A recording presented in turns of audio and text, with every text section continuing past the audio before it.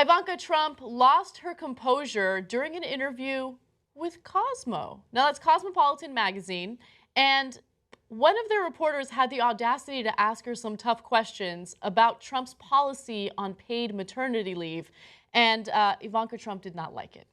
So the person who was interviewing her is Prachi Gupta. Want to give her some credit because these were great questions. They were not gotcha questions. This is not, what is it, hit and run journalism, as some conservatives claim.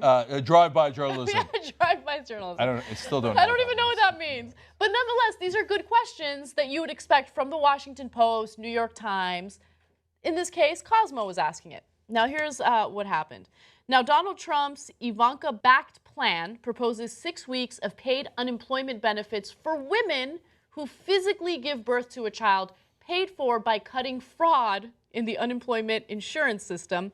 It does not include any paternity leave or leave for a mother who adopted her child or whose partner gave birth. So I just want you guys to understand exactly what his proposal is before we get to the questions that were asked of Ivanka during the interview. Okay, so let's just quickly go over why that might be problematic, which is going to come up in the interview.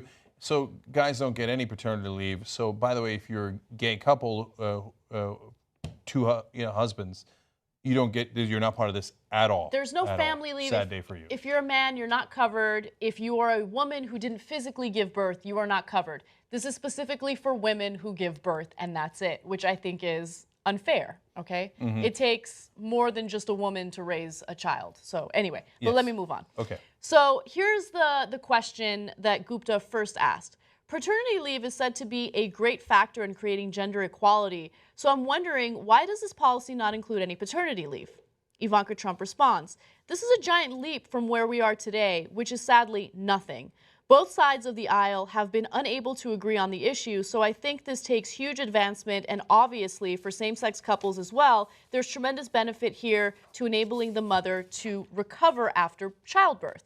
So she says, obviously for same-sex couples as well, except no, it's not so obvious, because if the person in the same-sex relationship didn't give birth, then that person is not covered under this proposal, right? And besides which, it's not, as usual, it's not true. So she says, oh, no, neither side of the aisle has proposed anything. No, Hillary Clinton, for example, has proposed giving 12 weeks of paid family leave to new parents, also, by the way, dads. So she actually looks out for men more than Donald Trump does. So she has absolutely proposed it. It is a much better proposal than Donald Trump. And as usual, a lie from a Trump family member. Yeah, and the way to pay for it makes more sense than, I'm going to pay for it by going after welfare fraud. That's how he says he's going to pay for every program. I know. And every single program, welfare fraud. Like, how much welfare fraud is there? By the way, not that much. Not that much, but that argument does well with conservatives, right? Because this is supposedly a liberal plan, and how do you sell it to conservatives? You go after welfare, right? Yeah. So look, anyway. It's not to say there's no fraud. By the way, there's giant fraud from corporations who also take giant subsidies and welfare from us. But even if you took the much larger welfare fraud that we give to corporations, it's still nowhere near enough to pay for all the things. Whenever Trump asks any proposal, oh yeah, I'm going to give a $10 trillion tax cut. Literally, how are you going to pay for it? Oh, welfare fraud and inefficiency in the government. $10 trillion, really? Guys, he doesn't care. And Ivanka is a pleasant face that they put out there. Look, like women, look at this. She's a woman. Yep. And then she's here to tell you all very, very pleasantly these sweet little lies about how they're going to take care of you. So there's more.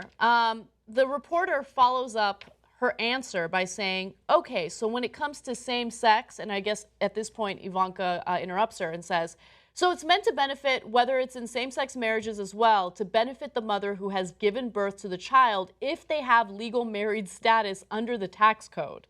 So there she's a little more specific, but now you're kind of getting a sense that the proposal from Trump is not really that comprehensive. It wouldn't impact the lives of too many people, right? And that's also her way of saying, okay, yeah, fine, we cover lesbians, but not gay dudes. Yeah. So Gupta continues. In 2004, Donald Trump said that pregnancy is an inconvenient thing for a business. It's surprising to see this policy from him today. Can you talk a little bit about those comments and perhaps what has changed? She says, so I think you have a lot of negativity in these questions, and I think my father has put forth a very comprehensive and really revolutionary plan to deal with a lot of issues. So I don't know how useful it is to spend too much time with you on this if you're going to make a comment like that. So everybody gives Ivanka Trump all this credit for being modern, unlike her dad. She's not at all modern. This is the same thing Donald Trump does. Oh, yeah, I know these questions are very unfair to me. They're very unfair. I'm going to cry about these questions, right? And so this is, by the way, this is the most comprehensive and revolutionary plan that's ever been. Based on what? It's actually a weak sauce plan that is much lighter than the other plans that have been proposed. Yeah. And then now you're getting all touchy because they actually, asked journalist asked you a real question. Yeah, so I want to focus on that, like the broader, point to this story. Now, Ivanka is just a symptom of what I'm seeing in the media. And it's this idea that you go to an interview and you're expecting people to sit there and have tea and crumpets with you. You're not expecting anyone to ask you any tough questions. You're expecting them to allow you to do some free advertising. This is my free advertising opportunity. Don't ask me tough questions. And if you do, I'm going to cut the interview short, which is exactly what she did. Now, Gupta followed up by saying, I would like to say that I'm sorry the questions, you're finding them negative, but it is relevant that a presidential candidate made those comments, so I'm just following up. And she apparently said, well, you said he made those comments. I don't know that he said those comments. Okay, that's what Ivanka is saying. Yeah, that's what Ivanka says in response to Gupta, which is a very Trump-like response. Well, I don't know if he said that. I mean, he's my father, and I'm campaigning for him, but I don't know if he said that. And those words came out of his mouth, but then other words came out of his mouth later. So Gupta followed up. This is quoted from an NBC interview from 2004. I definitely did not make that up. I do want to talk to you a little bit beyond the plan as well. And she says, I think there's plenty of time for you to editorialize around this, but I think he put forth a really incredible plan that has pushed the boundaries of what anyone else is talking about. Not true. On childcare specifically, there are no proposals on the table. Again, not true. Not remotely true. So Ivanka Trump obviously getting upset about all this, and then she decides, well, I've had enough of this. It turns out, shockingly, even though NBC, ABC, CBS, CNN, all these other places I've ever gone on, all they've ever done is toss me softballs. Turns out, of all places, Cosmo is doing real journalism.